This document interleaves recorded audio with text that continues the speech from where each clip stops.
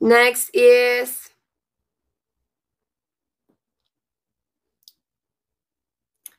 most memorable place na napuntahan niyo ni Adi mo? Siguro para sa'kin yung, ano ba, halos lahat ng pinuntahan namin. Kasi meron akong mga napuntahan na, yung iba first time ko lang, ganyan. Kasi before, siyempre, hindi naman ako basta-basta pinapayagan ng mama ko.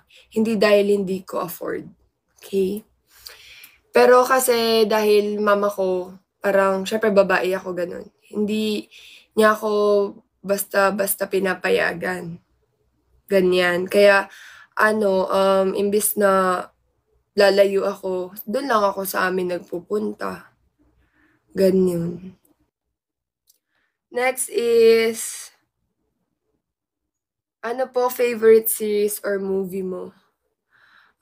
Actually ang dami kong favorite, eh, na movies at saka series.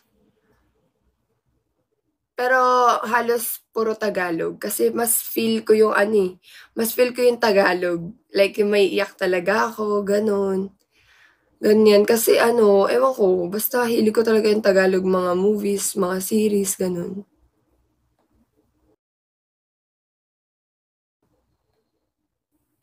Eto may tanong, spaghetti or carbonara? Lagi talaga akong carbonara. Si Irish yung mahilig sa spaghetti. Like alam niyo yung isang family pan sa ano, sa Jollibee? Yun. Diyos ko, mauubos niya yun. As in.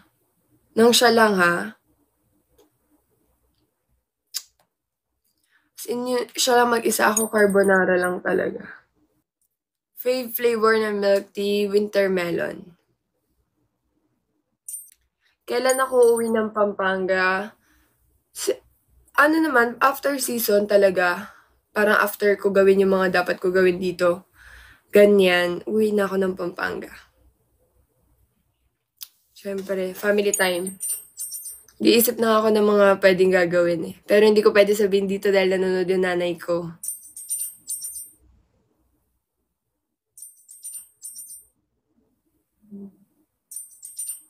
Next, mahirap po ba maging matangkad? Sometimes, sobrang hirap kasi lalo na kapagka ano, 'di ba yung iba nakakabili sa TikTok shop or sa online na mga, anong tawag dito, mga pants, gano'n. Tapos sa'kin hindi ko siya puwedeng bilhin kasi tokong lang siya sa'kin. Tas yung mga shoes, ganyan, so mahirap siyang bilhin kasi ng online kasi hindi ko alam, eh, kung anong, papaano yung sizes na yun. Like minsan sobrang liit niya talaga sa'kin, as in, yun. Kaya hindi ko siya maayos. What size ng shoes mo? Iba-iba, eh, pero ngayon kasi is 11 or 10.5, 11? Oo.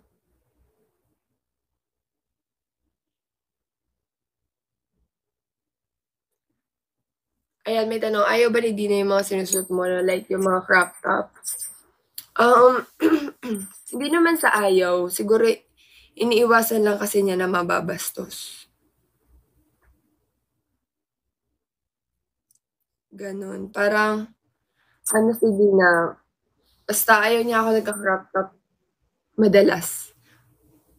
Pero kung dun daw ako masaya, go naman siya.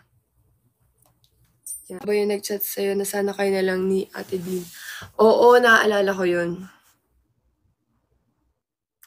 Tips para mapansin ni crush, wag mong pansinin.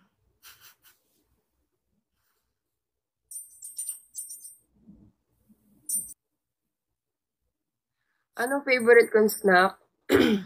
Chocolates. Greatest gift na natanggap mo po? Secret! Anong comfort food mo? Ang comfort food ko is something na may cheese. Anong favorite accessories mo? Necklace tsaka earrings. Hindi ako ma-watch na tao. Tingnan niyo yung Apple Watch ko, hindi ka na masyado nasusuot.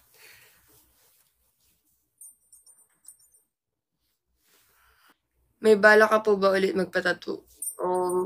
Mamaya chika ko sa inyo 'pag wala na yung nanay ko. Kasi halos sa lahat ng tattoo ko hindi alam ni mama. Parang no one time nagsabi ako, nung umuwi akong Pampanga, may tattoo na ako dito sa likod. Tapos ngayon, may tattoo na din ako dito. Yan, dito. Sabi ko, "Mama, may sasabihin ako." Sabi niya, "Ano?" "Pero wag ka muna magsusumbong kay daddy." Ganyan sabi ko. Sabi ko, "May ginawa ako, pero maliit lang naman." Sabi ko. Tapos, sabi niya, "Ano nga?" Tapos pagtalikod ko, pinakita ko kasi sinadya ko mag-backless. Pagkita niya, nakita niya may plastic pa, yung nilalagay sa tattoo after magawa. Yun. Tapos, kinabahan ako sobra talaga sa daddy ko kasi, Diyos ko,